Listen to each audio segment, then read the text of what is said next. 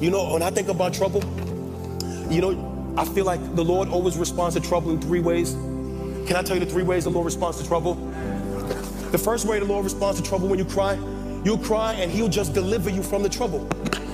It's like instantaneous. You cry and then he opens the door and walks you out of the jail. Side note, some people are in jails and the door's wide open. You just got to walk out. And then another way the Lord responds when you cry for trouble is that you'll cry out in the middle of trouble and he won't deliver you from that trouble. He'll just give you the strength to walk all the way through it. And then a third way the Lord responds to trouble is that you'll cry out for deliverance from trouble, and the Lord will both deliver you and he'll transform you at the same time. Now, why do I separate these 3? Because, man, they're different. There are people who cry out to the, watch this, everybody watch this. There are people who cry out to God for deliverance in the middle of trouble. The Lord moves on your behalf and then they forget the Lord. You know you don't believe that? There's Bible for that, just the whole book of Judges, right? God's people, he gives them their laws, their purpose, his presence. They go after strange gods.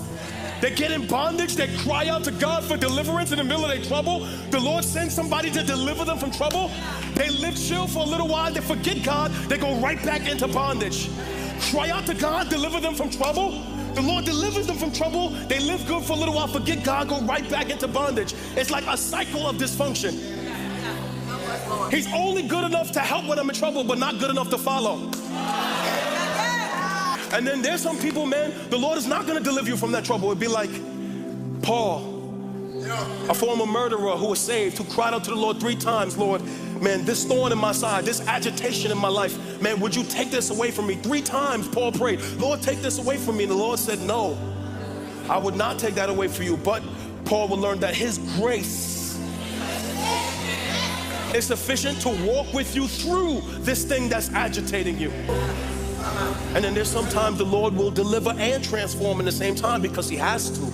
You know, is there Bible for that? I think about like Mary Magdalene, who was possessed with 7 demons. The Lord delivers her from that demonic oppression and transforms her life. She becomes a committed follower of Jesus. When the Lord is resurrected on a Sunday morning, she becomes the first person to preach the gospel. It was a woman, Mary Magdalene, who saw the Lord resurrected, and he said to her, go and tell my followers that I have risen. A former prostitute, possessed by a demon, delivered from trouble and transformed. See, the problem is too many of us, the Lord delivers, but we don't learn. So he pulls you out, but you remain ignorant of the lesson.